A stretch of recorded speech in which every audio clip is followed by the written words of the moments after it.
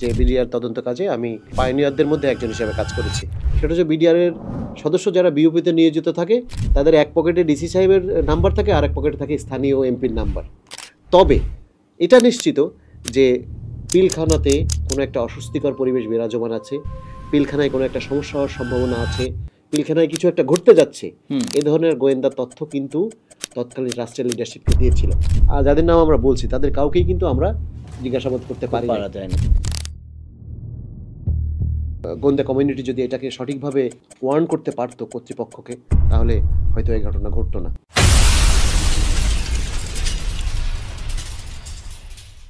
আসসালামু আলাইকুম, সবাই কেমন আছেন? আশা করি সবাই ভালো আছেন। আজকে একটা অত্যন্ত গুরুত্বপূর্ণ আমাদের জাতীয় ইস্যু নিয়ে কথা বলবো। সেটা হচ্ছে আমাদের পিলখানার যে বিদ্রোহ, বিডিআর বিদ্রোহ বলে যেটাকে আমরা জানি, সেটা নিয়ে। আমাদের সাথে এই অনুষ্ঠানে গেস্ট হিসেবে আছেন মনিরুল ইসলাম স্যার। স্যার কেমন আছেন? আলহামদুলিল্লাহ ভালো আছি, আপনি ভালো আছেন? জি স্যার, আলহামদুলিল্লাহ ভালো আছি। স্যার, আমরা প্রথমে ছোট্ট একটু বিষয় কথা বলে নেই। সেটা হচ্ছে যে স্যার হচ্ছে যখন কর্মজীবনে ছিলেন বিডিআর বিদ্রোহের সময়, সেই সময় আপনি দায়িত্বপ্রাপ্ত ছিলেন স্যার, আমরা যতদূর জানি। তো স্যার, সেই সময়টা যদি একটু বলতেন স্যার, ওই সময়টা আপনি কোথায় কিভাবে ছিলেন বিডিআর বিদ্রোহের সময়? আচ্ছা, আমি বিডিআর বিদ্রোহ যখন সংগঠিত হয় তার অব্যবহিত পরে র্যাবের যে গোয়েন্দা সংস্থা আছে, যেটাকে বলে র্যাব ইন্টেলিজেন্স, সেখানে কর্মরত ছিলাম। এবং এই যে বিডিআর বিদ্রোহের যে তদন্ত কাজ, এই তদন্ত কাজে প্রাথমিক যে তদন্ত বা শুরুতে যে যারা কার্যক্রম শুরু করছিল তাদের ভিতরে আমি একজন। আমরা 3 থেকে 4 জন মিলে এই কাজটা শুরু করেছিলাম। পরবর্তীতে বিভিন্ন সময়ে বিভিন্ন স্থান থেকে বিশেষজ্ঞ অফিসাররা আসেন, তারা পরবর্তীতে আমাদের সঙ্গে যোগদান করেন। সুতরাং আমি এটা বলতে পারি যে বিডিআর তদন্ত কাজে আমি পায়োনিয়ারদের মধ্যে একজন হিসেবে কাজ করেছি। আচ্ছা আচ্ছা আচ্ছা, ধন্যবাদ স্যার। আমরা এটা আমাদের দর্শকরা এটা শুনে অত্যন্ত খুশি হবেন এবং আমরা এর পরবর্তীতে আপনার সাথে এই ঘটনার আরও গভীরে চলে যাব। স্যার, একটা প্রশ্ন আসছে, সেটা হচ্ছে স্যার, বিদ্রোহ শুরু হয় সকাল 10টার দিকে। র্যাবের একটা দল বিডিআরের 3, 4 এবং 5 নম্বর গেটে অবস্থান নিয়েছিল এবং তার পরবর্তীতেই স্যার সেনাবাহিনীরও একটা অগ্রগামী দল এসে ওখানে অবস্থান নেয় এবং সেই সাথে পুলিশের ডিএমপি পুলিশ কমিশনার, রমনা জোনের ডিসি এবং লালবাগ থানার ওসিকেও গুরুত্বপূর্ণ পয়েন্টে অবস্থান নিতে বলা হয়। তো 3টা বাহিনী সেই সময় ওখানে ডিপ্লয় হয়েছিল, কিন্তু স্যার তারপরে কোনো অ্যাকশান হলো না। এটার কারণ কি ছিল স্যার? এটার কারণ হচ্ছে যে আমাদের রাষ্ট্রের সর্বোচ্চ পর্যায়ে আপৎকালীন যে সিদ্ধান্ত গ্রহণ, আপৎকালীন ব্যবস্থাপনা, অর্থাৎ বিভিন্ন ধরনের যে বিপদ সংকুল বা ইমার্জেন্সি সিচুয়েশনে যে আমাদের সেই পরিস্থিতি নিয়ন্ত্রণে রাখার যে কার্যক্রম, সেই কার্যক্রমে আমরা অদক্ষ। এবং এখানে মূলত সিদ্ধান্তহীনতা তথা বিলম্বে সিদ্ধান্ত নেওয়ার কারণেই এই এতগুলো আইন শৃঙ্খলা রক্ষাকারী বাহিনী, ল এনফোর্সমেন্ট এজেন্সিজের সদস্যরা, এবং তারা যথেষ্ট সুসজ্জিত অবস্থায় যাওয়ার পরও আসলে কার্যকরী অত্যন্ত সময় মতোই পৌঁছেছিল স্যার। একদম এমন না যে অনেক দেরি হয়ে গেছে, ঘটনা ঘটে গেছে তারপরে জানতে পারছে, এমন না। ঘটনা শুরু হওয়ার সাথে সাথেই 9:30টার দিকে যদি ঘটনা শুরু হয়, তারা 10টা 10:30টার মধ্যেই ওই জায়গাতে অ্যাসেম্বল হয়ে গিয়েছিল। অ্যাবসলিউটলি। তারা, আমি আপনাকে এটুকু বলতে পারি, তৎকালীন ক্যাপ্টেন শফিক নাম করে র্যাবে কর্মরত একজন অফিসার ছিলেন। সে তার আশপাশ এলাকায় গতানুগতিক দায়িত্বে নিয়োজিত ছিলেন, রুটিন কাজে নিয়োজিত ছিলেন, এবং উনি খবর পাওয়ার সাথে সাথে সর্বপ্রথম ওনার জনবল সহ ওখানে পৌঁছায় এবং 3, 4 এবং 5 নম্বর গেটে তারা অবস্থান গ্রহণ করেন। এর অব্যবহিত পরে আপনি যেমনটি বললেন যে অন্যান্য আইন শৃঙ্খলা রক্ষাকারী বাহিনী এবং সেনাবাহিনীর অগ্রগামী দল তারা ওখানে পৌঁছায়।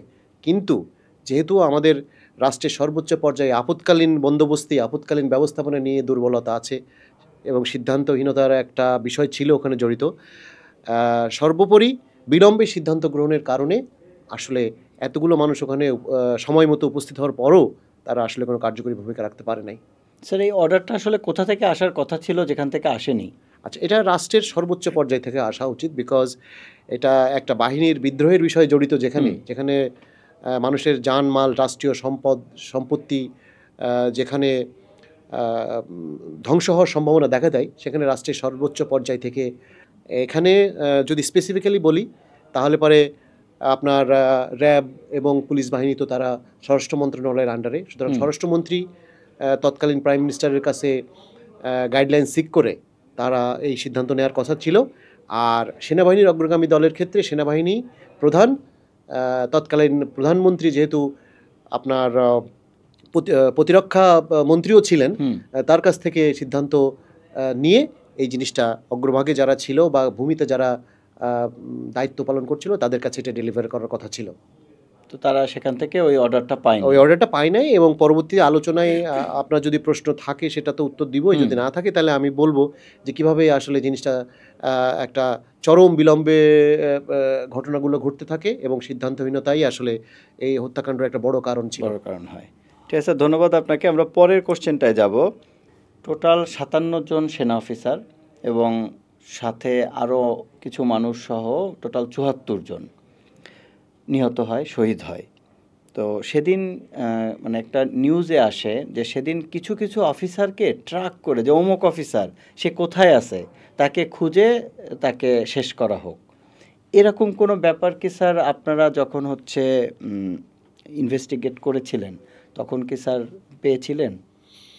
আচ্ছা, প্রথম কথা হচ্ছে যে 57 জন অফিসার যে মারা গেলেন, এই 57 জন অফিসার সেই সময়কার, আমি যদি 2009 সালের কথা বলি, সেই সময়কার বাংলাদেশের সেরা এবং চৌকস অফিসারদের মধ্যে কয়েকজন কিন্তু, এবং তারা পেশাদারিত্ব বলেন, সততা বলেন, দেশপ্রেম বলেন, সব দিক দিয়েই তারা খুবই অগ্রবর্তী অবস্থানে ছিলেন সেই সময়। সুতরাং এই অফিসারগুলার মৃত্যু দুর্ভাগ্যজনক এবং বাংলাদেশ জাতি হিসাবে বাংলাদেশের জন্য এটা একটা বড় ক্ষতির কারণ। এখন ট্র্যাকিং করে মারার যে বিষয়টা, ট্র্যাকিং করে মারার বিষয়টা হচ্ছে যে ওরকম সুনির্দিষ্টভাবে সিস্টেমেটিক ট্র্যাকিং আসলে করেছে বা সেই অনুযায়ী যে আপনার হত্যাকাণ্ডটি হয়েছে সেরকম কোনো তথ্য আমরা আসলে পাই নাই। অন্য কোনো এজেন্সি পেয়ে থাকলে সেটা আমার জানা নাই। এটা হলো এক। 2 নম্বর কথা হচ্ছে যে এখানে আপনার একটা খুব জটিল একটা বিষয় কাজ করেছে। মানে প্রাথমিকভাবে আপনার এত জানমালের ক্ষতি হওয়ার কথা ছিল না বিডিআর সদস্যদের পরিকল্পনা অনুযায়ী। যা হোক, পরবর্তীতে এক পর্যায়ে গিয়ে যে বিডিআর সদস্য, তৎকালীন বিডিআর যে সদস্যরা আপনার এই পরিকল্পনা করেছিল এবং বাস্তবায়ন করছিল এই ঘটনার, তাদের কাছ থেকে এই ঘটনা আপনার নিয়ন্ত্রণের বাইরে চলে যায় এবং পরবর্তীতে ব্যক্তিগত আক্রোশ এবং অন্যান্য বিষয়গুলো আপনার এটার সাথে আসে, ফলশ্রুতিতে এত অফিসারের মৃত্যু ঘটে আর কি। মানে স্যার আপনি বলতে চাচ্ছেন যে দেখা যাচ্ছে যে কারোর সাথে কারো কোনো সমস্যা থাকলেও সেটাও এটার ভিতরে ইমপ্লিমেন্ট হয়ে গেছে। একদম ঠিক। এবং ব্যক্তি পর্যায়ের আক্রোশ, ব্যক্তি পর্যায়ে যে অসন্তুষ্টি, এই অসন্তুষ্টির কারণেই অনেক অফিসার কিন্তু মারা গিয়েছে ওখানে, তাদেরকে হত্যাকাণ্ডের শিকার হতে হয়েছে। এবং আসলে বিষয়টা আমি কতটুকু বোঝাতে পারবো আমি জানি না। ওটা তো একটা যুদ্ধ অবস্থা ছিল এক পর্যায়ে গিয়ে। যুদ্ধ অবস্থায় গেলে কিন্তু মানুষের মধ্যে হিতাহিত যে জ্ঞান এবং যে আত্মনিয়ন্ত্রণ, আত্মসম্বরণ, এই আত্মসম্বরণের বিষয়টা কিন্তু অনেকাংশেই উধাও হয়ে যায়। ফলশ্রুতিতে খুব ছোটোখাটো কারণ, ছোটোখাটো আক্রোশ, ছোটোখাটো মনোকষ্ট, ছোটোখাটো অসন্তুষ্টির কারণেই কিন্তু অনেকগুলো মৃত্যুর ঘটনা ঘটেছে বলে আমরা তথ্য পেয়েছি। আচ্ছা, ব্যাপারটা আসলে খুবই দুঃখজনক। জি। মূল যদি কারণটা বলা হয়, আসলে এই বিদ্রোহটা কেন ঘটছিল স্যার? আচ্ছা, এটা এক কথায় উত্তর দেওয়া আসলে সম্ভব না। রাইট, এটার বেশ কিছু কারণ আছে এবং সেই কারণগুলো এখনো পর্যন্ত আপনার হাইপোথেসিস হিসাবে ধরতে হবে, বিকজ এই কারণগুলোকে আপনার সন্দেহাতীতভাবে এস্টাবলিশ করা অদ্যাবধি সম্ভব হয়নি যে এটা কারণ, এটার প্রমাণ এইভাবে কিন্তু আপনার এস্টাবলিশ করা সম্ভব হয়নি। কারণ এই তদন্ত কাজে বিভিন্ন ধরনের প্রতিবন্ধকতা আছে, অনেক ধরনের সীমাবদ্ধতা আমরা আগেও ফেস করেছি, এখন যারা এই তদন্ত কাজ করছে তারাও কিন্তু আপনার এই সীমাবদ্ধতাগুলো কিছু হলেও ফেস করবে। আচ্ছা, তাহলে কারণের কথা আমি ফেরত আসছি। কী কারণ আসলে? মানে ঘটনাটা আমি একটু উদাহরণ দিয়ে বলি আপনাকে। মনে করেন যে আপনি একটা কোনো কাজে যাচ্ছেন, আপনি বাসা থেকে রওনা করা শুরু করলেন। এখন আপনি পথে বিভিন্ন লোকের সঙ্গে আপনার দেখা হচ্ছে। আপনি কেন যাচ্ছেন, কোথায় যাচ্ছেন, এইটা তাদেরকে ব্যাখ্যা করতে দেখা গেল যে তাদের সঙ্গে আপনার ইন্টারেস্ট মিলে গেল, তাদের ইন্টেনশন মিলে গেল। এইভাবে আপনি একা রওনা হলেও আস্তে আস্তে কিন্তু আপনার সঙ্গে দল ভারী হয়েছে, লোকজন আস্তে আস্তে বিভিন্ন ইন্টারেস্টেড গ্রুপ যারা, ভেস্টেড গ্রুপ যারা, তারা এক হয়ে গিয়েছে। ঘটনাটা আমি বোঝাতে পারলাম কিনা জানি না, ঘটনাটা এরকমই। মানে শুরুতে অল্প কিছু লোক দিয়ে পথচলা শুরু হলো, পরবর্তীতে আপনার যে পরিকল্পনা যে পথচলা, সেই পথচলায় কিন্তু বিভিন্ন লোকজন এটার সঙ্গে জড়ো হয়েছে, বিভিন্ন ইন্টারেস্টেড গ্রুপ। আচ্ছা, এখন আমি যেটা আগেই বলছিলাম যে এই কারণগুলো মূলত আপনার এখনো পর্যন্ত হাইপোথিসিস, আমরা বিয়ন্ড রিজনেবল ডাউট বা সন্দেহাতীতভাবে এটা এস্টাবলিশ করা সম্ভব হয় নাই। তো তারপরেও যেগুলো খুব মানে শক্তিশালী সম্ভাব্য কারণ, সেগুলো সম্বন্ধে আমরা দু একটা আমরা সেগুলো নিয়ে কথা বলতে পারি। সেটা হচ্ছে যে বাংলাদেশের যে প্রতিবেশী দেশের সঙ্গে আমাদের একটা বর্ডার ডিসপিউট আছে দীর্ঘদিন ধরে, এবং সেখানে বিভিন্ন ধরনের টানাপোড়েন, তারপরে বর্ডার কিলিং এগুলো হচ্ছে। তো আপনি যদি মনে করতে পারেন তাহলে পরে আপনার সিলেটের পদুয়াতে যে একটা ডিসপিউট হয়েছিল, বর্ডার ডিসপিউট, সেটারই আপনার কনসিকুয়েন্স হিসাবে আপনার রৌমারীতে যে ঘটনাটা ঘটলো, যেটা কিন্তু আমাদের পার্শ্ববর্তী দেশের বর্ডার সিকিউরিটি ফোর্সের তাদের কিন্তু বেশ কয়েকজন জন ওখানে মৃত্যুবরণ করে আর কি, তারা হত্যাযোগ্য মানে মৃত্যুবরণ করে। পরবর্তীতে এই জিনিসটা ভারতীয় যে আপনার আভ্যন্তরীণ যে পলিটিক্স তথা ভারতের সংসদ পর্যন্ত এটা নিয়ে ব্যাপক প্রতিক্রিয়ার সৃষ্টি হয়। তো এটা একটা হাইপোথিসিস যে ওই গল্পটা আমরা যদি একটু জানতে চাই যে আসলে যে রৌমারীতে বড়াইবাড়ি গ্রামে ওখানে যেই আমাদের হচ্ছে বিডিআর এর তৎকালীন সময় যে ছিল, যে ওদের যে মানে চেকিং পোস্ট ছিল, সেখানে মাত্র 11 জন ছিল বা 8 জন ছিল। তো তখন যখন ওই যে বিএসএফ এর একটা বড় দল ওখানে আক্রমণ করে, এটা কারণ কি ছিল? মানে হঠাৎ করে সকালবেলা কেউ কিছু জানে না, ভোরবেলা দেখতেছে যে একটা বাহিনী 100-200 লোক ঢুকতেছে, বর্ডার ক্রস করে ঢুকে গেছে। এটার কারণ কি ছিল এই সমস্যাটার?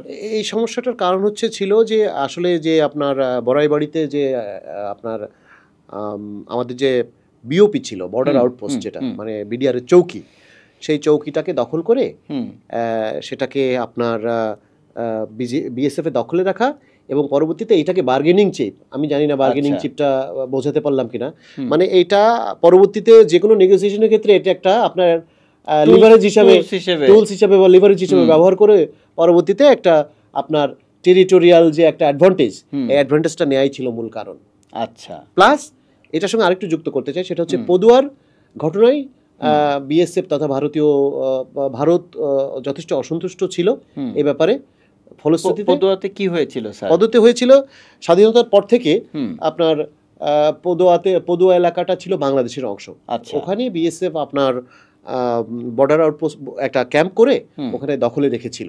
আচ্ছা, তো এটা নিয়ে বাংলাদেশে এবং ভারতের সঙ্গে খুব বড় ধরনের কোনো সমস্যা হয়নি। আচ্ছা, কিন্তু একটা মানে আপনার সমস্যা দেখা যায় তখনই যখন ওই পদুয়ার ভারতীয় ক্যাম্প থেকে বাংলাদেশের ভূমি ব্যবহার করে অন্য ভারতীয় আরেকটা ক্যাম্পে, বিএসএফ এর আরেকটা ক্যাম্পে যখন রাস্তা তৈরি করে, তখন বাংলাদেশ রাইফেলস, যেটা তৎকালীন বিডিআর, তারা এটাতে বাধা দেয়, এবং পরবর্তীতে এই বাধা উপেক্ষা করে তারা রাস্তাঘাট বানাতে পারেনি, এবং ওই পদুয়ার যে বিএসএফ এর ক্যাম্প ছিল, ওই ক্যাম্পটা অ্যাবান্ডন করতে তারা বাধ্য হয়। আচ্ছা, সেটা তারা একটা সেটব্যাক হিসাবে ধরে নেয়। তো সেইটারই অংশ হিসাবে তারা কনসিকুয়েন্স হিসাবে তারা কিন্তু চলে আসে হচ্ছে আপনার বড়াইবাড়িতে। বুঝতে পারছি। তার মানে স্যার তারা আসলে এখানে যখন সুবিধা করতে পারে নাই, তারা ওখানে বড়াইবাড়িতে একটা ইস্যু ক্রিয়েট করে তখন একটা নেগোসিয়েশন করতে চাইছে যে ঠিক আছে, তাহলে বড়াইবাড়িটা হচ্ছে আমরা অ্যাডজাস্ট করতেছি, ওখানে একটা রাস্তা করতে দেওয়া হোক, এরকম টাইপের একটা। আরেকটা সম্ভাব্য কারণ আমি এখানে আরেকটা ইনপুট আমি এখানে সম্ভাব্য কারণ হিসাবে দিতে চাই আপনাকে, সেটা হলো আপনি যদি বড়াইবাড়ির ঘটনাটা দেখেন সময়কাল, কখন এটা সংঘটিত হয়েছে? 2001 সালে এপ্রিল মাসে 18 তারিখে। তাহলে দেখেন যে এটা কিন্তু মানে বাংলাদেশের যে নির্বাচিত সরকারের একটা যে আপনার আপনার কি বলবে হ্যান্ডিং ওভার। হ্যাঁ, 2001 সালে নতুন একটা সরকার আসছে। হ্যাঁ, ওই সময় এই প্রসেসে, এই সময়ে কিন্তু এরকম একটা অ্যাটাক তো আসলে একটা ইস্যু ক্রিয়েট করে। এটা একটা রিজিওনাল একটা ডাইনামিক্স আছে বলে আমার মনে হয়। আচ্ছা স্যার, আমরা যে এই বিডিআর বিদ্রোহটা নিয়ে যখন আমরা একটু পড়াশোনা করেছি, তখন আমরা দেখেছি 1991 সালেও নাকি স্যার একটা বিডিআর এর বিদ্রোহ সংগঠিত হয়েছিল। স্যার কি এটা সম্পর্কে একটু বলবেন, ওই সময়টাতে আসলে কি হয়েছিল বা কেন হয়েছিল? আচ্ছা, 1991 সালে হচ্ছে আপনার বিডিআর বিদ্রোহ সংগঠিত হয়েছিল, বাট সেটা খুব একটা লো স্কেলে। এটার খুব ক্রাক্সটুকু আমি আপনাকে বলি আর কি। সেটা আহ, আহ, পরবর্তীতে কোনো বড় আকার নেয় নাই। নেয়নি। এটা ভিতরে একটা সমস্যা হয়েছিল এবং সামান্য মানে অল্প স্বল্প ম্যানিফেস্টেশন অল্প স্বল্পভাবে এটা দৃশ্যমান হওয়ার পরে পরবর্তীতে এটা আর সমস্যা হয়নি। তবে যে এখানে ইম্পর্টেন্ট জিনিস যেটা সেটা হচ্ছে যে আপনার ওই সময়ে মানে বিদ্রোহ মানে তো বিদ্রোহ, জি। ইনসাবঅর্ডিনেশন হুম, হুম, বা রিভল্ট হুম, যেটাই বলেন, হুম, এটা হলো পৃথিবীর যে কোনো বাহিনী জন্য একটা বিপজ্জনক বিষয়। অবশ্যই। এবং পৃথিবীর সকল বাহিনী, সকল দেশ এই বিদ্রোহ নিয়ে খুব আপনার সিরিয়াস থাকে। হুম, কারণ এরা তো সবাই বিশেষ ভারী অস্ত্র শস্ত্র এবং অত্যাধুনিক মারণাস্ত্রে সজ্জিত থাকে হুম, সারাক্ষণ। হুম, এদের ভিতরে যদি বিশৃঙ্খলা দেখা দেয় তাহলে কিন্তু সেটা রাষ্ট্রের একটা বড় ধরনের ক্ষয়ক্ষতির সম্ভাবনা রয়ে যায়। বিধায় এ ব্যাপারে সারা পৃথিবীর দেশই এই ব্যাপারে খুব সিরিয়াস। জি। তো বিডিআর, তৎকালীন বিডিআর যেহেতু আধা সামরিক বাহিনী, সুতরাং এটা কিন্তু এদের কাছেও অনেক আপনার অত্যাধুনিক অস্ত্রপাতি এবং আহ, মানে বিভিন্ন আপনার অবকাঠামো এবং জানমালের ক্ষতি করার জন্য যথেষ্ট পরিমাণ তাদের কাছে অস্ত্রশস্ত্র ছিল তখনও। হুম, তো এই বিষয়টা নিয়ে এই বিষয়টার একটা মৌলিক বড় কারণ যেটা, সেটাই আমি বলবো আপনাকে, সেটা হচ্ছে যে সেনাবাহিনীর অফিসারে বিডিআর সেনাবাহিনীর অফিসার যে বিডিআরের নেতৃত্বে ছিল, এই বিষয়ে একটা ট্রিগারিংয়ের মাধ্যমে এটা সংগঠন করা হয়। আচ্ছা। হ্যাঁ, এবং সেটা যদি হয় তাহলে আমাদেরকে ভেবে দেখতে হবে যে বাংলাদেশ সেনাবাহিনী চৌকস অফিসাররা যদি বিডিআরের নেতৃত্বে না থাকে তাহলে লাভ কাদের আসলে? অবশ্যই পার্শ্ববর্তী দেশের। হ্যাঁ, এটা খুব একটা সহজ বিষয়। তো আর বিডিআর যে সদস্য যারা আছে তারা সবাই এরকম না। কিছু কিছু সদস্যর হচ্ছে গিয়ে আপনার ভুল কিছু অ্যাম্বিশন আছে। সেই ভুল অ্যাম্বিশনের বিরুদ্ধে বাধা হয়ে দাঁড়ায় কিন্তু এই চৌকস এবং অনেস্ট অফিসাররা, যার ফলে তারা পার্শ্ববর্তী দেশের ইন্ধন এবং আভ্যন্তরীণ পলিটিক্যাল যে ফোর্স আছে হুম, তাদের ইন্ধনে কিন্তু এই সমস্যাগুলো তৈরি করেছিল ওই সময়ে। আচ্ছা। হ্যাঁ, তবে একটা কথা সেটা হচ্ছে যে এইটা একটা আপনার আনরিজলভড অর প্রপারলি না রিজলভড হওয়া একটা ইস্যু, যেটা কিন্তু যেটার ফলাফল মানে ওয়ান অফ দ্য রিজন ওই এই আপনার 2009 সালে যে আপনার ঘটনাটা ঘটলো, হুম, সেটার একটা কারণ হিসাবে এটা উল্লেখ করা যায় যে ওই সময় যদি জিনিসটাকে সঠিকভাবে আপনার বিশ্লেষণ করা হতো এবং আইনিভাবে এটাকে আইনগতভাবে তাদেরকে যারা এটার সাথে জড়িত ছিল তাদেরকে যদি আইনের আওতায় আনা হতো এবং সঠিকভাবে আপনার শাস্তির ব্যবস্থা করা হতো, তাহলে পরে এত দ্রুত এই সাহসটা হয়তো 8 বছরের মাথায় এসে আবার আরেকটা পেতো না হয়তো বা। বুঝতে পেরেছি স্যার, ধন্যবাদ। আমরা পরের কোশ্চেনে যাব। স্যার, প্রথম দিকে এটাকে একটা বিচ্ছিন্ন ঘটনা হিসেবে প্রচার করা হয় 2009 সালে, বিডিআর বিদ্রোহটাকে। তো স্যার, এটা কি আসলে সেই সময় বিচ্ছিন্ন ঘটনা ছিল, নাকি এটা আসলে একটা পুরো প্ল্যান্ড একটা পরিকল্পনা ছিল? আচ্ছা, এখানে আমি বিষয়টাকে দুইটা ডাইমেনশনে ভাগ করব আর কি। প্রথম হচ্ছে আভ্যন্তরীণ পরিকল্পনা, আর একটা হচ্ছে সম্ভাব্য বাইরের দেশের বাইরের যে এন্টিটি বা অস্তিত্ব আছে তাদের আপনার যে সংশ্লিষ্টতা এই বিষয়ে।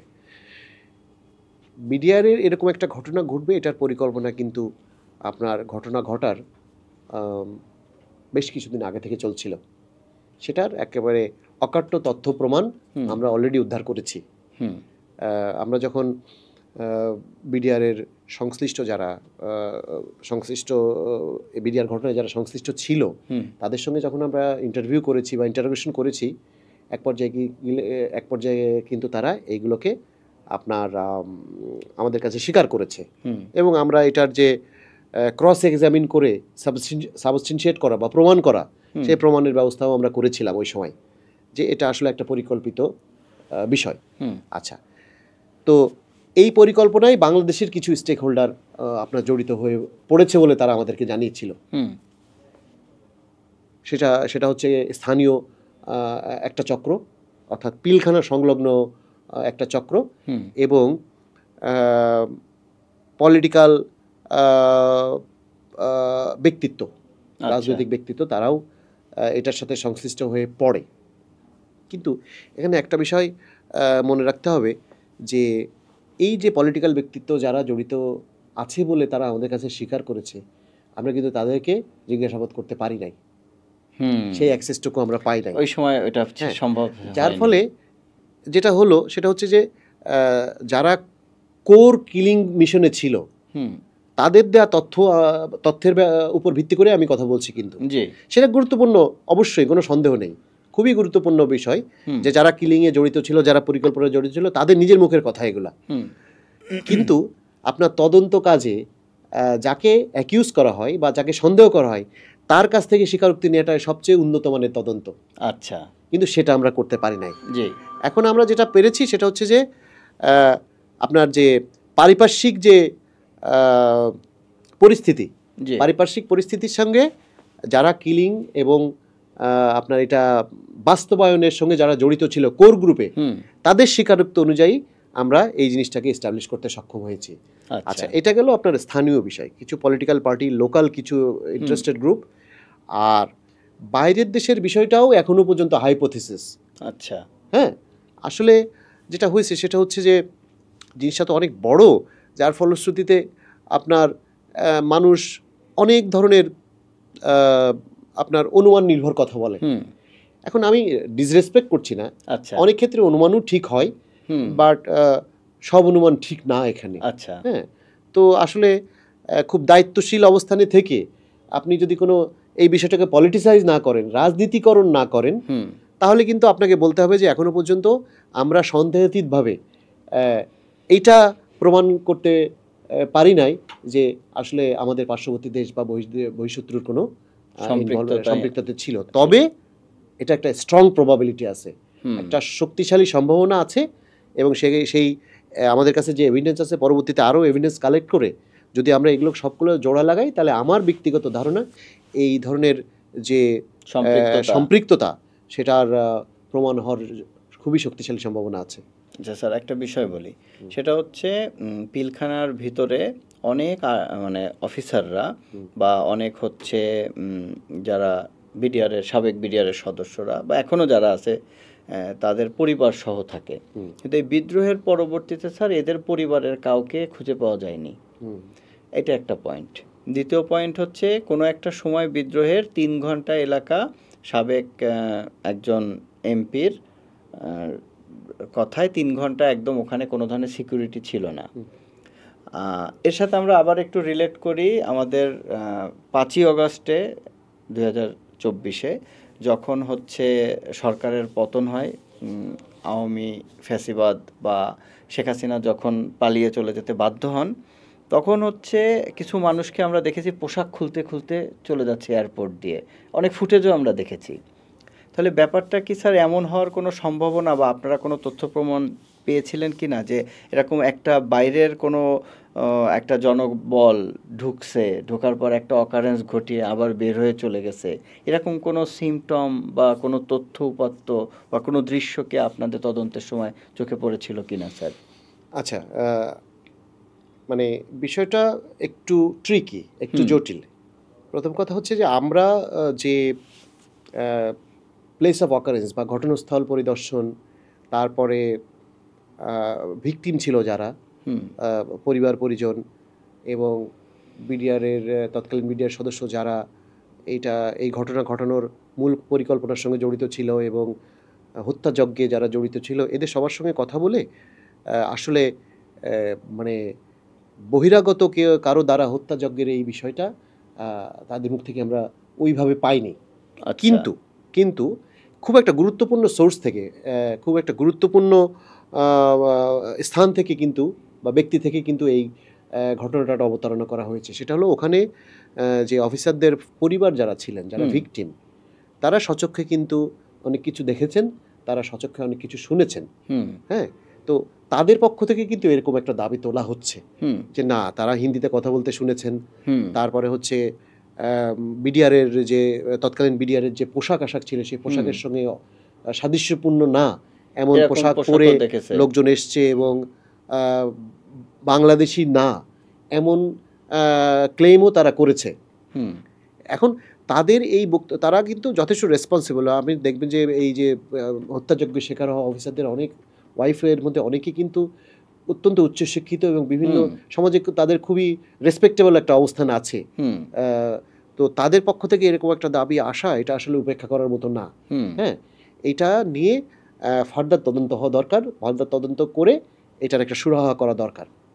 আচ্ছা, এটা হলো একটা দিক। এটা ২ নম্বর দিক হচ্ছে যে আপনার ইনভেস্টিগেশনের একটা তদন্তের একটা খুবই গুরুত্বপূর্ণ বিষয় হলো যে টাইমলিনেস, সময় মতো কাজ করা। এই যে ডিলে হয়ে গেলে তখন কিন্তু আপনার ডটসকে মিলানো অনেক কঠিন হয়ে যায়। রাইট, ঠিক আছে, এই বিষয়গুলো এই এই যে আপনার বিদেশিদের ইনভলভমেন্ট, বহিরাগত দ্বারা যে হত্যাযজ্ঞ ঘটানো, এটা কিন্তু নতুন কোনো হাইপোথিসিস না। এটা হত্যাযজ্ঞের পরপরই থেকেই এটা বিভিন্ন ব্যক্তি বা সংগঠন এগুলো বলে আসছে। কিন্তু আসলে সেই সময়ে বাংলাদেশের পরিবেশ পরিস্থিতি অনুকূলে ছিল না এগুলোর বিরুদ্ধে আসলে তদন্ত কাজ করার, যার ফলে অনেক ডিলে হয়ে গিয়েছে। কিন্তু যেহেতু এই আপনার শহীদ হওয়া অফিসারদের পরিবারবর্গ, যাদের ভিতরে অনেকেই খুবই দায়িত্বশীল, উচ্চশিক্ষিত, ওনারা যেহেতু বলছেন এটা, সুতরাং এই বিষয়ে আরও বেশি ইনভেস্টিগেশন করা দরকার।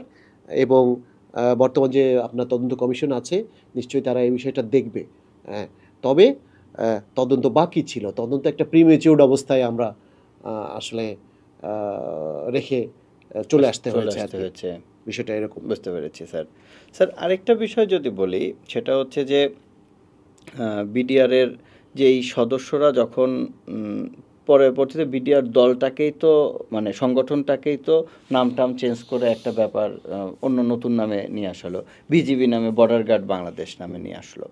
তো বর্ডার গার্ড বাংলাদেশে যে প্রথম যিনি হচ্ছে মানে বিজিবির প্রধান হলেন, ওনার ব্যাপারে বলা হয় হচ্ছে উনি এই মানে বাধাগ্রস্ত করেছে তদন্তটাকে, এরকম একটা অভিযোগ পেপার পত্রিকায় বিভিন্ন জায়গায় আসে। তো আসলে আবার সেনাবাহিনীর এতগুলো অফিসার মারা গেল, শহীদ হলো, সেনাবাহিনী থেকেও তো একটা চাপ তৈরি হওয়ার কথা এইটার হচ্ছে করার জন্য। তো এই ব্যাপারগুলো স্যার সে সময় কিভাবে আসলে রান করছিল? আচ্ছা, বিষয়টা হলো যে শুধু লেফটেন্যান্ট জেনারেল মইনুল স্যারের বিষয়ে আমি খুব ব্যক্তিগতভাবে তাকে আসলে রেসপন্সিবল করতে চাই না, বিকজ উনি একটা বিডিআর এই কার্নেজের পর এরকম একটা খুব মনে করেন যে চ্যালেঞ্জিং সময়ে সে হচ্ছে বিজিবির মহাপরিচালকের দায়িত্ব নিয়েছিল। He had his own challenge, তার নিজের চ্যালেঞ্জ ছিল কিন্তু এটা পুনর্গঠন করা, এরকম হত্যাযজ্ঞের পরে আপনার কমান্ড স্ট্যাবলিশ করা এবং এই ফোর্সটার আবার ডিসিপ্লিন ফেরত আনা, এটা ওনার চ্যালেঞ্জ ছিল। বাট আমি যেটা মনে করি সেটা হচ্ছে যে এই ঘটনাকে পলিটিসাইজ করা জাতিগতভাবে আমাদের ভুল ছিল। আচ্ছা, আমার দৃষ্টিকোণ থেকে মনে হয়েছে এক পক্ষ এইটাকে শর্টকাট করার চেষ্টা করেছে, যে কোনো রকম শেষমেশ করে দেওয়া হোক, আর এক পক্ষ এটাকে এক্সাজারেট করার চেষ্টা করেছে যে এটার ভিতরে আর কি আছে, এবং সেটাও মানে আপনার অযৌক্তিক ছিল না। গভীরে যাওয়ার বিষয়টা, যেটা একটা তদন্তের গভীরে যাওয়ার বিষয়টা, সেটা কিন্তু অ্যাপ্রিসিয়েটেড একটা বিষয়, যে না ফাইন যাক। কিন্তু মনে করেন অহেতুক রেটরিক তৈরি করা, বিভিন্ন ধরনের মন গড়া কথা, যেটা কোনো ভিত্তি নাই, সেই ভিত্তি করে এই তদন্ত কাজের একটা ডিস্টারবেন্স হয়েছে। এবং বাধাগ্রস্ত সামগ্রিকভাবে তো আসলে স্বাধীনভাবে এই তদন্ত কাজ করা সম্ভব হয়নি। কারণ আমরা যাদের হচ্ছে আপনার ইন্টারভিউ বা ইন্টারোগেশন করার রিকোয়েস্ট করেছি, আসলে আমরা তাদেরকে ইন্টারোগেশন বা রিকোয়েস্ট বা ইন্টারভিউ করতে পারি নাই। ফলশ্রুতিতে সেই সময় একটা বড় ধরনের বাধা তৈরি হয়েছে, একটা গ্যাপ ক্রিয়েট হয়ে গেছে এটা নিয়ে।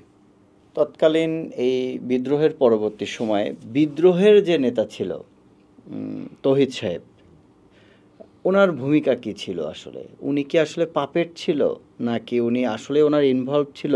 পরবর্তীতে ওনার আসলে কি হয়েছিল বা এখন কি অবস্থা, ওই বিষয়টা যদি একটু বলতেন স্যার।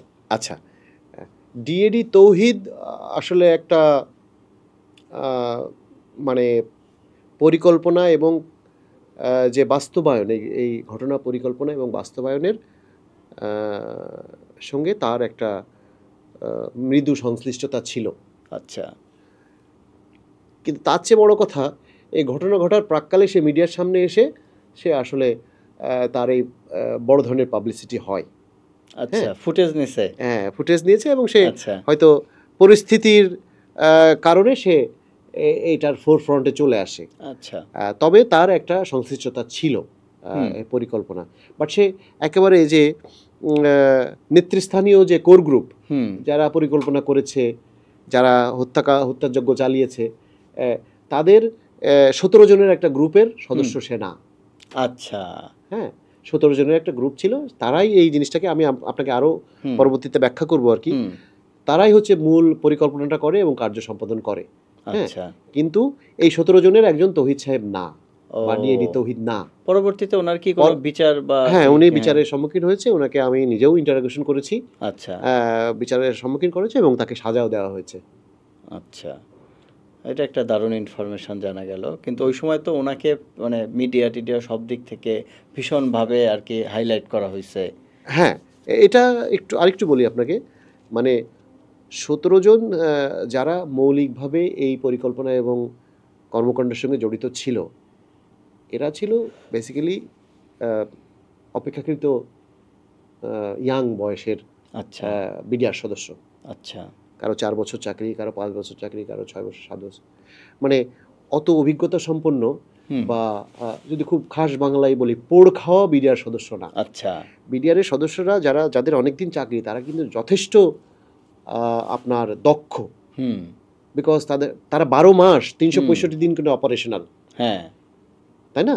তারা সার্বক্ষণিক বর্ডার প্রহরায় নিয়োজিত থাকে এবং তারা বিভিন্ন প্রতিকূলতা ফেস করতে করতে করতে করতে এক পর্যায়ে গিয়ে তাদের চাকরি যখন বাড়ে, তখন কিন্তু তারা খুবই একটা কর্মক্ষম এবং কার্যকরী হচ্ছে আপনার বর্ডার সিকিউরিটি ফোর্সের সদস্য হিসেবে আমাদের বর্ডার সিকিউরিটির যে অর্গানাইজেশন আছে তৎকালীন বিডিআর, তার একটা খুব দক্ষ ব্যক্তি হিসাবে আবির্ভূত হয়। কিন্তু যারা কোর গ্রুপে, যারা পরিকল্পনা এবং কার্য সম্পাদনের সঙ্গে যারা জড়িত ছিল, তারা কিন্তু অপেক্ষাকৃত ইয়াং, তাদের এত অভিজ্ঞতা ছিল না, তাদের একটা নেতৃত্বের প্রয়োজন হয়ে পড়ে। আচ্ছা। এই প্রয়োজনীয়তাই কিন্তু ডিএডি তৌহিদের আবির্ভাব ঘটে, তাকে সামনে নিয়ে আসে। বুঝতে পেরেছি স্যার। পরে আমরা যে বিষয়টা নিয়ে কথা বলতে চাই সেটা হচ্ছে বিডিআরের বিদ্রোহের একটা কারণ হিসেবে যেটা বলা হয় অপারেশন ডাল ভাত। অপারেশন ডাল ভাত নিয়ে অনেক অভিযোগ ছিল, এইটা নিয়ে যদি একটু বলতেন স্যার। এখানে আসলে অপারেশন ডাল ভাত নিয়ে বিডিআর সদস্যদের কিছু অভিযোগ ছিল, আবার বিডিআর সদস্যদের উপরেও কিছু অভিযোগ ছিল। বিডিআর সদস্যরা কিছু অফিসারদেরকে বলছিল, আমরা তখন ওই সময় ভিডিও ফুটেজগুলোতে দেখেছি, যখন বিডিআর সদস্যরা বিদ্রোহের সময় সাংবাদিকদের বলতেছিল যে সব টাকা অফিসাররা মেরে খেয়ে ফেলেছে। এই বিষয়টা যদি স্যার একটু সামগ্রিকভাবে আমাদেরকে বলতেন দর্শকদের। আচ্ছা, আমি যেভাবে আপনাকে আগে বললাম যে অনেকগুলো কারণের একটা বিস্ফোরণ কিন্তু আপনার বিডিআর যে ইনসিডেন্ট সেটা, তো এটা আমি কেন বললাম, আবার রিপিট করলাম কেন, যে ডাল ভাত যে কর্মসূচি, সেই কর্মসূচির বিষয়টাকে অনেকে অনেক বড় করে দেখে, আচ্ছা, বা দেখানোর চেষ্টা করে। এটা একটা কারণ, one of the reasons, but এটা অনেক বড় কারণ না। আচ্ছা, হ্যাঁ, আমি এই জন্যে জিনিসটাকে আবার রিপিট করলাম আর কি। আচ্ছা, বিডিআরের যে ডাল ভাত প্রোগ্রাম, সেই প্রোগ্রামে আপনার যে বিডিআর সদস্যদের, সংশ্লিষ্ট বিডিআর সদস্যদের যে আপনার অসন্তুষ্টি, এই অসন্তুষ্টিটা ক্ষেত্র বিশেষে যৌক্তিক। কিছু বাড়াবাড়ি আছে, কিছু অযৌক্তিক, কিছু যৌক্তিক, বাট একেবারে অযৌক্তিক সেটা বলা যাবে না। আচ্ছা, প্রথম কথা হচ্ছে বিডিআর সদস্যদের একটা ক্লাসিক্যাল কর্মকাণ্ড আছে। তারা হয় বর্ডার সিকিউরিটি জন্য হচ্ছে আপনার বিওপিতে নিয়োজিত থাকে, অথবা প্রশিক্ষণ করে, অথবা প্রশাসনিক তাদের বাহিনীর যে প্রশাসনিক কার্যক্রম এগুলোতে নিয়োজিত থাকে, অথবা তারা একটা নির্দিষ্ট সময় ছুটি কাটায়, যেটা তাদের প্রাপ্য, যেহেতু ফ্যামিলি ছাড়া দূরে থাকে তারা অধিকাংশ সদস্য। তো এই ক্লাসিক্যাল যে কাজ, কর্মকাণ্ড, সেই কর্মকাণ্ডের বাইরে ডাল ভাত প্রোগ্রামটা তাদের জন্যে আসে। এই দায়িত্ব পালনের ক্ষেত্রে হুম, আসলে তারা বেশ কিছু সমস্যা এনকাউন্টার করে আচ্ছা, এবং আহ, সৎ এবং দক্ষ কর্মকর্তাদের উপর রেসপেক্ট রেখেই বলছি, কিছু দুর্নীতি, কিছু অনাচার কিন্তু হয়েছে ওই সময়। আচ্ছা, এটা অস্বীকার করলে হবে না। হুম, অস্বীকার করলে তাহলে সত্যটা আসবে না আসলে। সো অফিসারদের ক্ষেত্রে যৎসামান্য কিছু ভুল বিষয় ছিল, বিডিআরের সদস্যদেরও উভয় পক্ষেরই কিছু ভুল ভ্রান্তি ছিল, বাট হুম, সেটা অনেক বড় মাপের কিছু না।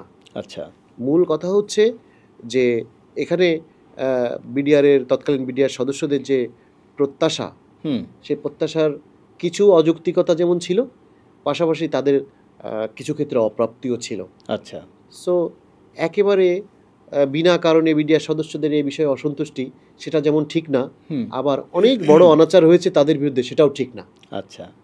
বিষয়টা স্যার, এরকম। এখানে যে ওভারটাইমের বিষয়টা আসছিল যে এই প্রোগ্রামগুলোর জন্য যে ওভারটাইম করা লাগছে, আমি ঠিক জানি না স্যার, মানে আমাদের দেশে যে বাহিনীগুলো আছে তাদের কি আসলে ওভারটাইমের কোনো পলিসি আছে বাংলাদেশ সরকারের, আচ্ছা, নাকি দেশভক্তির উপর দিয়ে চালায় দেওয়া হয়? না না না, ওভারটাইমের বিষয়টা কি আমি বলি আপনাকে।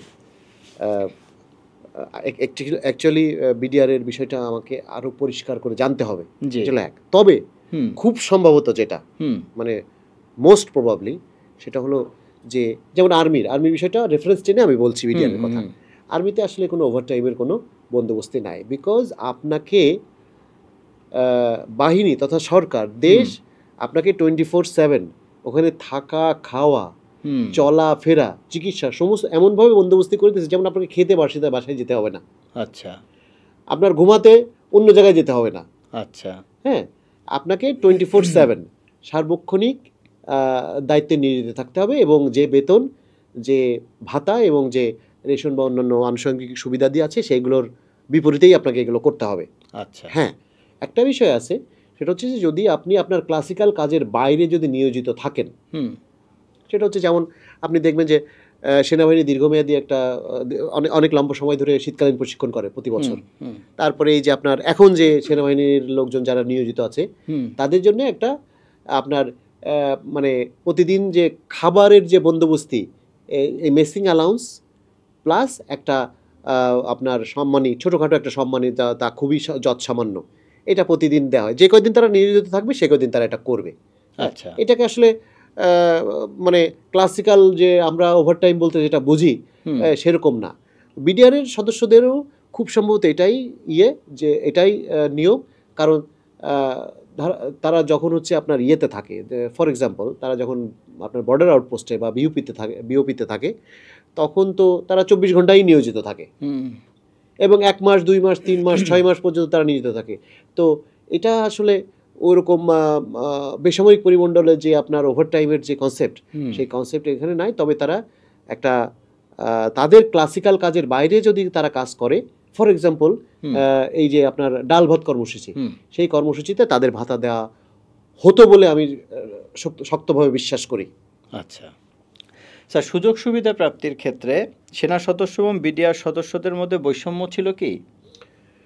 হ্যাঁ, এটাকে বৈষম্য বলা যাবে না। এক এক বাহিনীর হুম, আপনার কর্মকাণ্ড বা রোল, দায়িত্ব, এটা কিন্তু এক এক ধরনের, হুম, এবং এক এক বাহিনীর আপনার কর্মকাণ্ডের রূপরেখা যেমন এক এক রকম, সুতরাং তাদের পোশাক আশাক, অস্ত্র শস্ত্র, খাবার হুম, দাবার এবং অন্যান্য আনুষঙ্গিক সুবিধা দিয়েও কিন্তু আলাদা আলাদা। এটা সারা বিশ্বেই বিদ্যমান। হুম, এবং এখন এইটা নিয়ে কিন্তু যে আপনার কিছু অসন্তুষ্টি, কিছু টানাপোড়েন, এটা শুধু বাংলাদেশে না, পৃথিবীর অনেক দেশেই এরকম আছে যে ও অমুক বাহিনী এটা পায়, আমি এটা কম পাই। হ্যাঁ, আচ্ছা, তবে একটা জিনিস আমি আমার দীর্ঘকালে যে চাকরি অভিজ্ঞতা, সেটা দেখেছি যে বাংলাদেশের সব সরকারি আহ, আপনার সামরিক বাহিনী তথা আর্মি, নেভি, এয়ারফোর্স এবং বিজিবির সদস্যদের সর্বোচ্চ ভালো রাখার তারা আন্তরিক চেষ্টা করে থাকে। কিছু পার্থক্য থাকবেই। হ্যাঁ, সেটা আপনার মানে ওরকম, তবে একটা জিনিস একটা জিনিস বলতে চাই যে অনেক বড় ধরনের পার্থক্য নাই বৈষম্যের। আচ্ছা।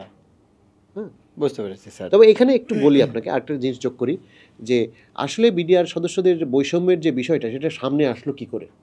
তাদের মূল বক্তব্য ছিল তারা জাতিসংঘ মিশনে যেতে পারছে না। হ্যাঁ, হ্যাঁ, এখন আচ্ছা, মনে করেন তাদের বেতন অবকাঠামো, তাদের সুযোগ সুবিধা অলমোস্ট আর্মির মতোই, কিন্তু এটা আচ্ছা। নিয়ে তাদের খুব বড় ধরনের অসন্তুষ্টি কোনো কালেই ছিল না, এটা মোটামুটি আমি নিশ্চিত।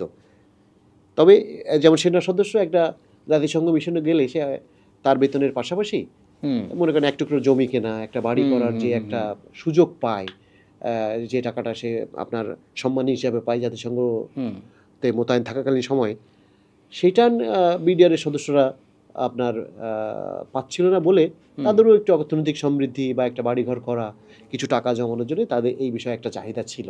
বুঝতে পেরেছি স্যার। স্যার এরপরে যে বিষয়টা আসবো, আমরা দেখেছি যে বিডিআর বিদ্রোহের সময় বিডিআরের যে নিজস্ব ইন্টেলিজেন্স সার্ভিস ছিল তারাও বিদ্রোহে অংশগ্রহণ করছে, কিন্তু এজেন্সি এই বিদ্রোহের ব্যাপারে কিছুই জানতো না। কিন্তু পরবর্তীতে অন্য এজেন্সিগুলোও স্যার তাদের ভূমিকাগুলো আমরা কিছুটা বিতর্কিত, কিছুটা লিমিটেড অবস্থায় দেখেছি। স্যার ইন্টেলিজেন্সের কার্যক্রমটা যদি বলতেন, বাংলাদেশে যে ইন্টেলিজেন্সগুলো এই বিষয়গুলো দেখে সেই ইন্টেলিজেন্সগুলো আসলে মানে কিভাবে কাজ করেছিল স্যার তখন? আচ্ছা, আমি আপনার প্রশ্নের স্পেসিফিক উত্তরে চলে যাই। জি স্যার। সেটা হচ্ছে যে বিডিআরের যে গোয়েন্দা সংস্থা ছিল সেটার নাম ছিল আরএসইউ, হুম, রাইফেল সিকিউরিটি ইউনিট। হুম, রাইফেল সিকিউরিটি ইউনিটের প্রধান যে উনিও কিন্তু হত্যাযজ্ঞের শিকার হন, আচ্ছা, যে অফিসার ছিলেন। আচ্ছা, রাইফেল সিকিউরিটি ইউনিটের আহ, সন্দেহভাজন লোকজন যারা ছিল তাদের অনেককেই আমি ব্যক্তিগতভাবে মানে দায়িত্ব পালনের সময় তাদেরকে ইন্টারভিউ বা ইন্টারোগেশন করেছি।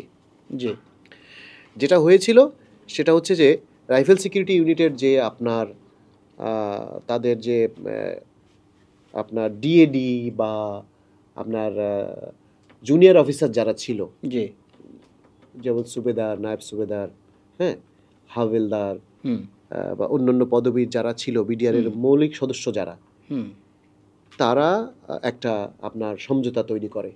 আচ্ছা, এই সমঝোতার মাধ্যমে তারা আহ, আপনার একটা ইনফরমেশন গ্যাপের সৃষ্টি করে। হুম, ফর এক্সাম্পল, আমি অফিসার হিসেবে, আমি রাইফেল সিকিউরিটি ইউনিটের অফিসার হিসেবে আমি আসলে তথ্যটা পাবো কার কাছ থেকে? আচ্ছা, পাবো তো আমি ফিল্ডে নিয়োজিত যে বিডিআর সদস্য আছে, সে আমাকে এই ইনফরমেশনটা দেবে। হুম, এখন সেই ইনফরমেশনটা আমার কাছে আসে নাই, এটা একটা ডিসকন্টিনিউড হয়ে যায়, কাট অফ করে দেয় আমাকে এক পর্যায়ে গিয়ে। হুম, হুম, কাট অফ করে দিলে সব তথ্য এই রাইফেল সিকিউরিটি ইউনিটের যে অধিনায়ক বা কর্মকর্তা যারা ছিল তাদের কাছে ঠিকমতো আসে নাই। হ্যাঁ, তো যার ফলশ্রুতিতে আপনার এই ঘটনা যে এইভাবে আগাচ্ছে, হুম, এটা মারাত্মক মানে আপনার ভয়ঙ্কর দিকে যাচ্ছে, সেটা কিন্তু আসলে রাইফেল সিকিউরিটি ইউনিটের যে কর্তা ব্যক্তি যারা ছিলেন তারা অনুধাবন করতে পারেন নাই, এবং আচ্ছা, সেই অনুযায়ী তারা তাদের উপরস্থ যে লিডারশিপ ছিল, নেতৃত্ব ছিল, যে ডিজি, এডিজি, কাউকেই আসলে এভাবে অবগত করতে পারে নাই। সুতরাং এটা মোটামুটিভাবে নিশ্চিত যে আপনার আরএসইউ বা রাইফেল সিকিউরিটি ইউনিট এর যে সদস্যবৃন্দ তারাও এই বিদ্রোহের সঙ্গে আগে থেকেই জড়িত হয়ে পড়েছিল। বুঝতে পেরেছি স্যার। স্যার আমাদের যে অন্য ইন্টেলিজেন্সগুলো ছিল তারা কি করেছিল আসলে? তাদের কাছে মানে এই যে গোয়েন্দা তৎপরতার যেই একটা দুর্বলতা এখানে বিশেষভাবে পরিলক্ষিত হয়, এটাকে আপনি আসলে কিভাবে মূল্যায়ন করেন বা দেখেন স্যার? এটা একটা গোয়েন্দা ব্যর্থতা। প্রথম মন্তব্য আমার এটা। কারণ গোয়েন্দা যদি গোয়েন্দা কমিউনিটি যদি এটাকে সঠিকভাবে ওয়ার্ন করতে পারতো কর্তৃপক্ষকে, তাহলে হয়তো এই ঘটনা ঘটতো না। আচ্ছা, এটা হলো ১ নাম্বার। ২ নম্বর হচ্ছে একটা এখানে বিষয় কাজ করেছে যে বিডিআর যেহেতু একটা আপনার সেপারেট বাহিনী, সেই সেপারেট বাহিনী তাদের নিজস্ব গোয়েন্দা বৃত্তি আছে। সেই গোয়েন্দাদের কাছ থেকেই কিন্তু বিডিআরের ডিজি হয়ে হুম, আপনার স্বরাষ্ট্র মন্ত্রণালয়, প্রাইম মিনিস্টার বা অন্যান্য তৎকালীন যে আপনার লিডারশিপ ছিল, রাষ্ট্র পরিচালনার লিডারশিপ ছিল, তারা কিন্তু পেত এটা। তো সেটা তো মিসিং হয়ে গেছে, সেটা ঠিকমতো পায় নাই। তবে এটা নিশ্চিত যে পিলখানাতে একটা অস্বস্তিকর পরিবেশ বিরাজমান আছে, হুম। এবং কোনো কিছু একটা অসুবিধা আছে বা কোনো একটা সমস্যা হতে যাচ্ছে, এই ধরনের ওয়ার্নিং কিন্তু আমাদের গোয়েন্দা সংস্থা থেকে দেওয়া হয়েছিল। স্যার আমরা আচ্ছা ইন্টেলিজেন্সের ব্যর্থতাটা নিয়ে কথা বলছিলাম। আচ্ছা, ইন্টেলিজেন্সের ব্যর্থতা হচ্ছে যে বিডিআরের যে আপনার তৎকালীন যে স্ট্যাবলিশ সিকিউরিটি এন্টিটি ছিল, যে আরএসইউ যেটা বললাম, রাইফেল সিকিউরিটি ইউনিট, সেই রাইফেল সিকিউরিটি ইউনিটের থেকেও একটা তথ্য প্রবাহ কিন্তু আপনার রাজনৈতিক এবং আপনার রাষ্ট্রের যে নেতৃত্ব ছিল তৎকালীন সময় সেখানে আসতো। আচ্ছা। কিন্তু বিডিআর ইনসিডেন্টের এই ঘটনার যে আপনার গোয়েন্দা তথ্য সেটা আসলে ডিসরাপ্টেড হয়েছিল। আমি আপনাকে কিছুক্ষণ আগে বললাম যেটা ঠিকমতো আসে নাই। তবে এটা নিশ্চিত যে পিলখানাতে কোনো একটা অস্বস্তিকর পরিবেশ বিরাজমান আছে, পিলখানায় কোনো একটা সমস্যা হওয়ার সম্ভাবনা আছে, পিলখানায় কিছু একটা ঘটতে যাচ্ছে, এ ধরনের গোয়েন্দা তথ্য কিন্তু আমাদের যে আপনার যে গোয়েন্দা সংস্থাগুলো আছে তারা কিন্তু তৎকালীন রাষ্ট্রের লিডারশিপকে দিয়েছিল, এটা নিশ্চিত। আচ্ছা স্যার, এরপরে একটা বিষয়ে যাব। বেসরকারি যে তদন্তটা হয়েছিল, ওই যে সচিব আনিসুজ্জামান খানের তদন্ত কমিশনের রিপোর্টে কয়েকজন আওয়ামী লীগের রাজনীতিবিদদের নাম উঠে এসেছে, যাদের সাথে বিদ্রোহে অংশ নেওয়া বিডিআর সৈন্যরা 2008 সালের জাতীয় নির্বাচনের আগে এবং পরে একাধিকবার সাক্ষাৎ করেছিলেন। তারা হচ্ছেন সে সময় আওয়ামী লীগের এমপি শেখ ফজলে নূর তাপস, শেখ সেলিম, মির্জা আজম সহ আরও অনেকে। 26 তারিখ তাপসের নির্দেশে পিলখানার চারদিকে 3 কিলোমিটার এলাকা থেকে সবাইকে সরে যেতে বলা হয়। পুলিশ এবং আর্মি সরে যাবার পর খুব সহজেই হত্যাযজ্ঞে অংশ নেওয়া সৈন্যরা পালিয়ে যেতে সক্ষম হয়। এই ব্যাপারটা কি স্যার একটু ব্যাখ্যা করবেন? আর এখানে স্যার বলা হয় যুক্ত ছিল ইন্ডিয়ার যে সিকিউরিটি ইন্টেলিজেন্স। স্যার, আনিসুজ্জামান খানের তদন্ত কমিশনের রিপোর্টে কয়েকজন আওয়ামী লীগের রাজনীতিবিদদের নাম উঠে এসেছে, যাদের সাথে বিদ্রোহে অংশ নেওয়া বিডিআর সৈন্যরা 2008 সালের জাতীয় নির্বাচনের আগে এবং পরে একাধিকবার দেখা করেছেন। এখানে আরও একটা ইনফরমেশন অ্যাড করি, ফজলে নূর তাপস পিলখানা মসজিদে নামাজ পড়তে যেতেন প্রতি শুক্রবার, সেখানেও 1-1.5 ঘন্টা সময় কাটাতেন এবং পরবর্তীতে তার বাসাতেও কিছু মিটিং মানে খোঁজ পাওয়া গেছে যে মিটিং হয়েছে। স্যার, এই বিষয়টা আসলে কিভাবে ব্যাখ্যা করবেন স্যার?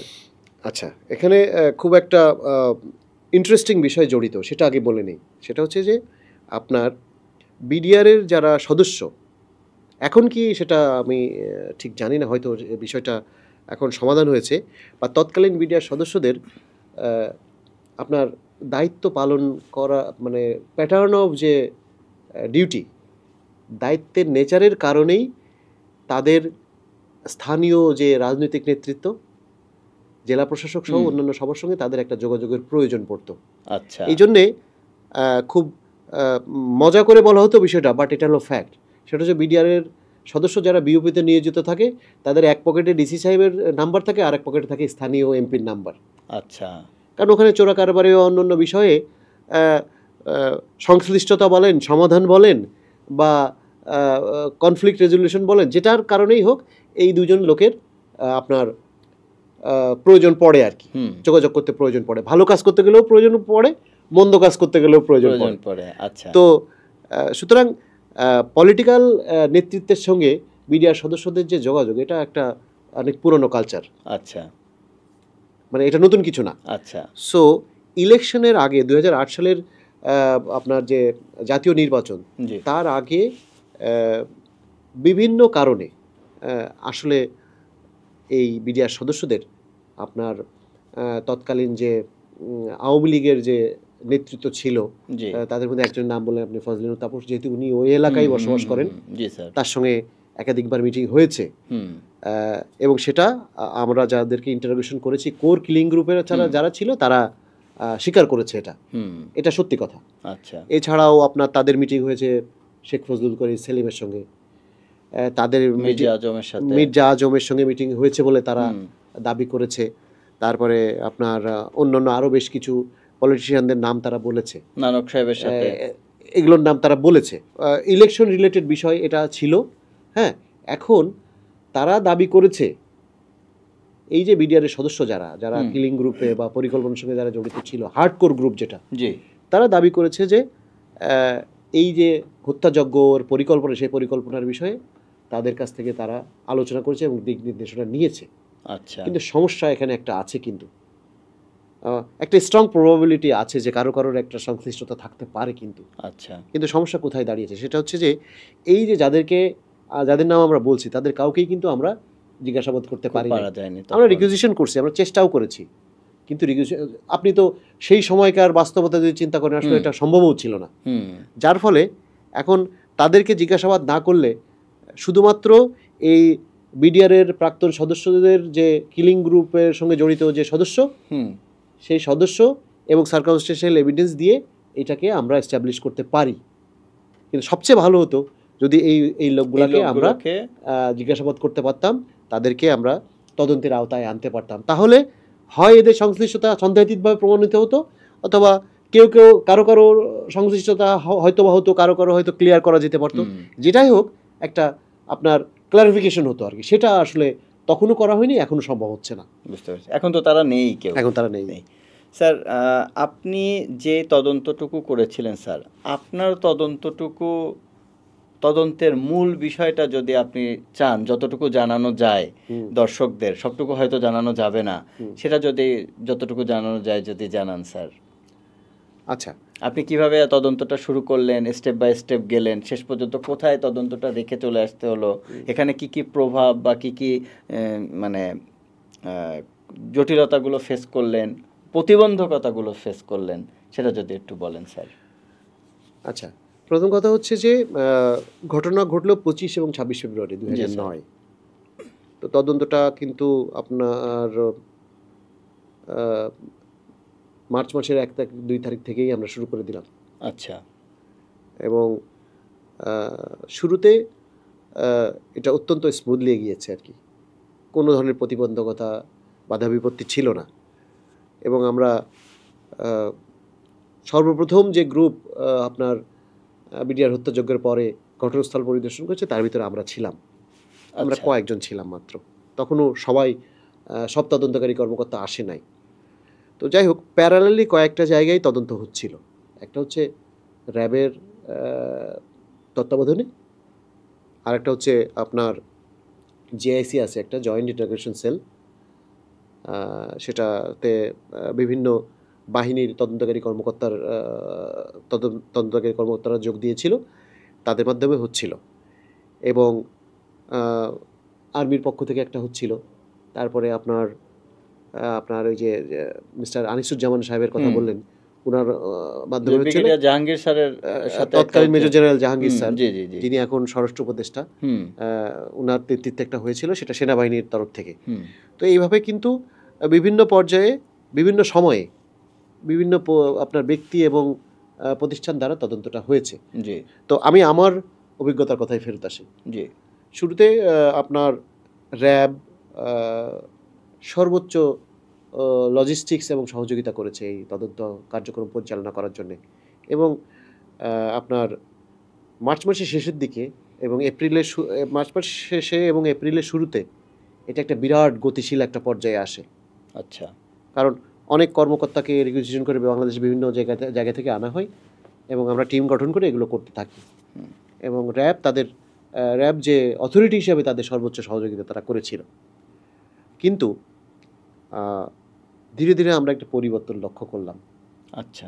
ধীরে ধীরে পরিবর্তন লক্ষ্য করলাম যে আপনার র্যাবে কিছু কর্মকর্তাদের পরিবর্তন হলো, চেঞ্জ হলো আর কি, রিপ্লেসমেন্ট হলো। এবং সেই রিপ্লেসমেন্টের কারণে আগের যে গতি ছিল, যে গতিতে আমরা চলছিলাম, সেই গতিটা আস্তে আস্তে কমতে শুরু করলো। আচ্ছা। এবং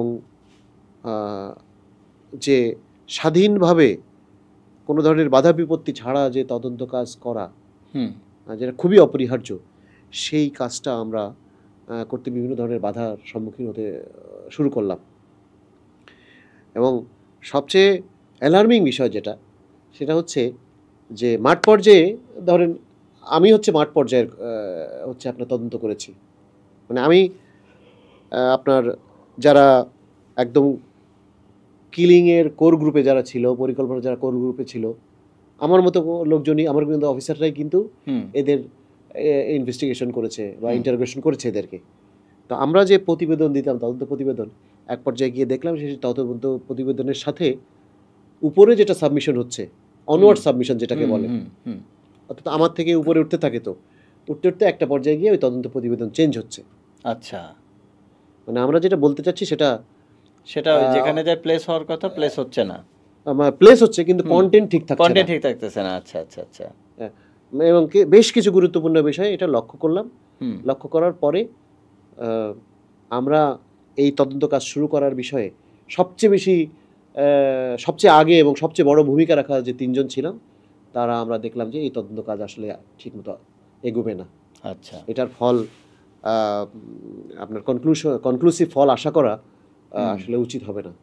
আচ্ছা। হ্যাঁ, তো এইভাবে আপনার ১ বছরে কিছু কম সময়ে ছিলাম, তারপরে চলে আসছি যে না, এটার ফল আসলে আসতেছে না। বুঝতে পারছি স্যার। আসলে শেষে আসলে তৎকালীন সরকার এটা আসলে কিভাবে হজম করে ফেললো বা ম্যানেজ করে ফেললো, মানে টোটালি জিনিসটা দৃশ্যপটের বাইরে চলে গেল স্যার, আপনার অবজারভেশনটা যদি বলতেন। না, এটা আমি বলবো যে এটা হজমও হয় নাই, এটা দৃশ্যপটের বাইরেও যায় নাই। আচ্ছা। কারণ এইটা এমনই একটা ভয়াবহ ঘটনা যেটা আপনার বাংলাদেশ সেনাবাহিনী তো বটেই, বাংলাদেশের অগণিত মানুষের হৃদয় কিন্তু এটা এখনো পর্যন্ত ক্ষত তৈরি করে রেখেছে। অবশ্যই। এবং বাংলাদেশের মানুষ তথা সেনাবাহিনীর সদস্যরা স্পেসিফিক্যালি তারা এই ঘটনার একটা সুষ্ঠু তদন্ত এবং দায়ী ব্যক্তি, প্রতিষ্ঠান, দেশ যাই হোক না কেন, তাদেরকে তিরস্কার, পানিশমেন্ট বা যথাযথভাবে তাদের প্রাপ্য পানিশমেন্ট যে ইনশিওর করা হোক, সেটা কিন্তু সেনাবাহিনীর সদস্যরা এখনও ব্যাপকভাবে চায়। আচ্ছা। কারণ আমি ব্যক্তিগতভাবে বলি, ওখানে যে যারা শাহাদত বরণ করেছেন যে অফিসারগুলো, তাদের ভিতরে আমার আপন ভাইয়ের মতো বেশ কয়েকজন অফিসার ছিল যারা আমাদেরকে অত্যন্ত স্নেহ করতেন, অনেক বেশি স্নেহ করতেন, অনেক টেক কেয়ার করতেন, আমাদের শুভাকাঙ্ক্ষী ছিলেন। এরকম বাংলাদেশ সেনাবাহিনীতে কর্মরত সেই সময়কার যারা কর্মরত ছিলেন বা এখন আছেন যারা, তাদের অধিকাংশ অফিসারের খুবই কাছের মানুষ তারা হারিয়েছে কিন্তু এই ঘটনার মাধ্যমে। সুতরাং এটা বিগত সরকার এটা হজম করে নাই বা করার কোনো অবকাশও নাই। আচ্ছা স্যার, এখন যদি এইটাকে আরেকবার প্রপারলি ইনভেস্টিগেট করে এটার একটা কনক্লুশনে আসতে হয়, তাহলে আসলে কি কি পদক্ষেপ নেওয়া উচিত বলে আপনি মনে করেন স্যার, আপনার পরামর্শ? এটা দিন তো অনেক গড়িয়েছে, আপনার 2009 আর এখন 2025, মানে 16 বছর চলে গেছে। এই 16 বছরে কিন্তু একটা সুষ্ঠু তদন্ত, 16 বছর পরে কোনো ঘটনার সুষ্ঠু তদন্ত করা এটা খুবই চ্যালেঞ্জিং। আচ্ছা, খুবই চ্যালেঞ্জিং, নাম্বার 1। নাম্বার 2 হচ্ছে যে তদন্ত কমিশন যেটা গঠন হয়েছে, সেই তদন্ত কমিশনকে আপনার সেই সময়ে যারা 2009 সালে যারা এই তদন্ত কাজে জড়িত ছিল তাদেরকে একীভূত করতে হবে। আচ্ছা। কারণ তাদের ব্রেনের যে সার্কিটে কিন্তু অনেক তথ্য রয়ে গিয়েছে। কাগজের পরিবর্তন হলেও এই সার্কিটে কিন্তু অনেক তথ্য রয়ে গেছে, এই যে মেমোরি চিপ, এখানে কিন্তু অনেক তথ্য রয়ে গেছে। এই তথ্যগুলো আপনার ডেলভ করতে হবে, এগুলো বের করতে হবে। বের করে তারপরে এখন যে তাদের সঙ্গে মানে পুরানো সেই কর্মকর্তাদেরকে ডাকতে হবে, তারা যে যেখানেই থাকুন ডাকতে হবে, তাদের যে অভিজ্ঞতা, তাদের যে প্রাপ্ত যে তথ্য উপাত্ত, সেগুলো আপনার নিতে হবে। নিয়ে বর্তমান যারা আছে তারা এগুলো আলোচনায় বসতে হবে এবং একটা দীর্ঘমেয়াদী পরিকল্পনা করতে হবে এবং কোনো ধরনের ইন্টারফেয়ারেন্স, কোনো ধরনের প্রতিবন্ধকতা, কোনো ধরনের সমস্যা জানিয়ে এই কমিশন ফেস না করে সেটা সরকারকে ইনশিওর করতে হবে। এখন অন্তর্বর্তীকালীন সরকার এটা করতে পারবে কিনা আমার সন্দেহ আছে। আচ্ছা। বিকজ ঘটনার ব্যাপ্তি এতটাই বেশি যে এটা আসলে কনক্লুশন টানতে সময় লাগবে। আচ্ছা। সো এটার জন্য একটা কন্টিনিউয়েশন প্রয়োজন। বর্তমান যে আপনার অন্তর্বর্তী সরকার আছে সেটা যতদিন থাকে, তারা যদি এটা শেষ করে দিতে পারলে খুব ভালো কথা, বাট তাড়াহুড়ো করে যে আমরা চলে যাব সুতরাং শেষ করে যাব, এগুলো করাটা ভুল হবে। আচ্ছা আচ্ছা, এখানে একটা গুরুত্বপূর্ণ বিষয় আমি উল্লেখ করতে চাই যে আমি সাবেক যে কর্মকর্তাদের কথা বললাম যারা এটার সঙ্গে জড়িত ছিল, এই তদন্ত কাজের সঙ্গে, সেটা কিন্তু তাদের ভেতর একটা জিনিস খেয়াল রাখতে হবে, তাদের কিছু কিছু জাসুসে পরিণত হয়েছে কিন্তু। আমি বিষয়টা অত্যন্ত গুরুত্বপূর্ণ, অস্বস্তিকর হলেও গুরুত্বপূর্ণ বিধায় বললাম কথাটা।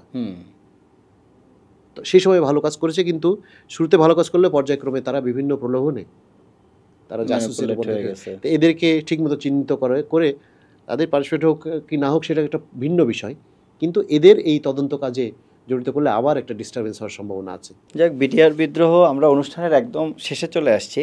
বিটিআর বিদ্রোহের এই করুণ বিষয়টা আমাদের বাঙালি জাতির জীবনে এটা যুগ যুগ ধরে ধারণ করবে। মানুষ আসলে এটা কখনোই ভুলতে চাইলেও ভুলতে পারবে না এবং বলা উচিতও না, এটা আমাদের জাতিসত্তার একটা অংশ হিসেবেই থাকবে। তো আজকে এই পর্যন্তই। বিডিআর বিদ্রোহ আসলে এত বড় একটা ব্যাপার, এই বিষয়টার পরিব্যাপ্তি এত বৃহৎ যে আসলে এটা একটা পডকাস্ট বা একটা সেশন আলোচনায় আসলে পুরোপুরি কাভার করা সম্ভব না। এর ভিতরে আসলে অনেক বিষয় থাকবে, যেটা হয়তো আমরা এর পরবর্তীতে অন্য কোনো এপিসোডে কাভার করার চেষ্টা করব। আশা করি সেই সময় দর্শক আপনারা আমাদের সাথেই থাকবেন। তো আজকে এই পর্যন্তই, সবাই ভালো থাকবেন। আসসালামু আলাইকুম।